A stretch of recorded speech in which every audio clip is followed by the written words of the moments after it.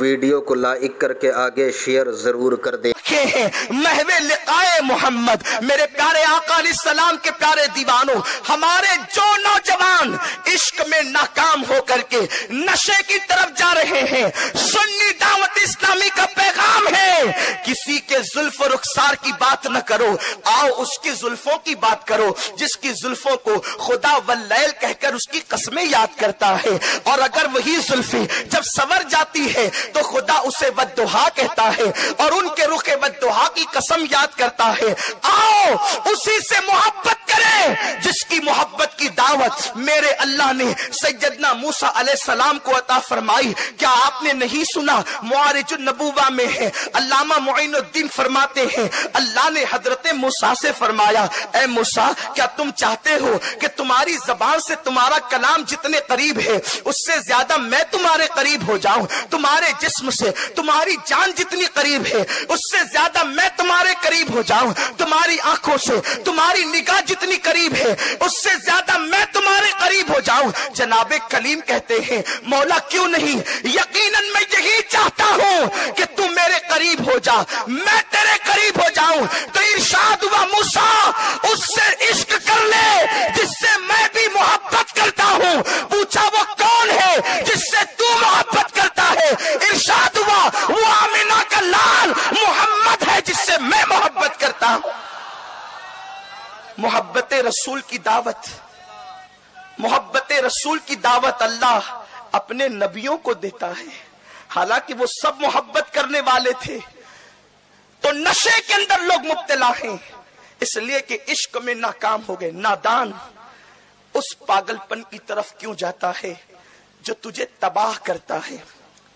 اس کی طرف کیوں جاتا ہے جسے تیرے آنسوؤں کا خیال نہیں؟ اللہ اکبر۔ میرے رسول تو اپنے عاشقوں کو بھی جانتے ہیں، ان کے باپ کے نام کے ساتھ جانتے ہیں، ان کے برے اعمال دیکھ کر ان کے لیے مغفرت کی دعا کرتے ہیں، ان کے اچھے اعمال دیکھ کر ان سے خوش ہوتے ہیں۔ آپ غور تو فرمائیں، لوگ نشے کی طرف جا رہے ہیں۔ آقا کریم کے دیوانوں، یہ نشہ کیا ہے؟ اللہ اکبر، یہ اسلام دشمن طاقتوں کی سازش ہے۔ جب اندلس کی سرزمین پر طارق ابن زیاد نے اسلام کا پرچم لہرایا تو ان لوگوں نے اس ملک کو مسلمانوں سے واپس لینا چاہا، تو سوچا کہ مسلمانوں سے ہم تلواروں کے بل پر ملک کو واپس نہیں لے سکتے، تو کیا کیا؟ انہوں نے نشے کو عام کیا اس ملک میں، اور مسلم جوانوں کو نشے کا اتنا عادی بنا دیا کہ جب مسلمان شراب و شباب میں ڈوب گئے تو جس ملک کو وہ تلوار اور طاقت کے بل پر واپس نہیں لے سکتے تھے، انہوں نے صرف مسلمان جوانوں کو نشے میں گرفتار کر کے اس ملک کو واپس لیا۔ آپ کیا سمجھتے ہو ہمارے ساتھ یہ سازش کی جا رہی ہے؟ مسلم اکثریتی علاقوں کے اندر نشے کو جو ہے وہ عام کیا جا رہا ہے، نشیلی دواؤں کو عام کیا جا رہا ہے تاکہ بچہ بچہ نشے کے اندر مبتلا ہو جائے، اور لوگ نشے میں جو گرفتار ہوتے ہیں اس کی وجہ یہ بھی ہے کہ اللہ اکبر، جو نشہ کرنے والے لوگ ہیں ان کی صحبت میں بیٹھنے والا جب بیٹھتا ہے تو پھر اس کو بھی نشے کا شوق ہوتا ہے۔ اس لیے والدین کی ذمہ داری ہے، آپ کی ذمہ داری ہے کہ اگر کوئی نشہ کرنے والا محلے میں ہو تو ہم اپنی اولاد کو اس کے قریب نہ بیٹھنے دیں، اس کی صحبت اختیار کرنے نہ دیں، اس لیے کہ صحبت انسان کو بناتی بھی ہے، صحبت انسان کو بگاڑتی بھی ہے۔ نشہ کرنے والے پہلے اپنی جیب سے لوگوں کو نشہ کرواتے ہیں، وہ جانتے ہیں جس دن یہ نشے کا عادی ہو گیا پھر یہ اپنی جیب سے ہمیں نشہ کروائے گا۔ میرے پیارے آقا صلی اللہ علیہ وسلم کے پیارے دیوانوں، اللہ اکبر، 12 15 سال کے بچے نشے کے اندر ڈوب رہے ہیں۔ میرے پیارے آقا علیہ السلام کے پیارے دیوانوں، بری صحبت سے بچاؤ۔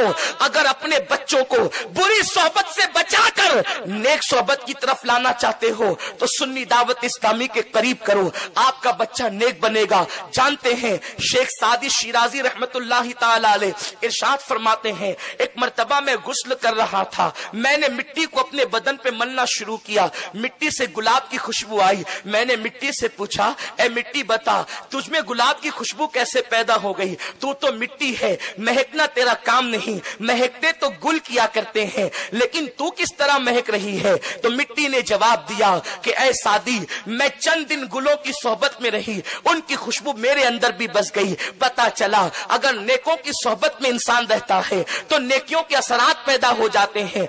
इसलिए जुआरियों के, शराबियों के, चोर और डकैती करने वालों के साथ अपने बच्चों को हरगिज न रखो।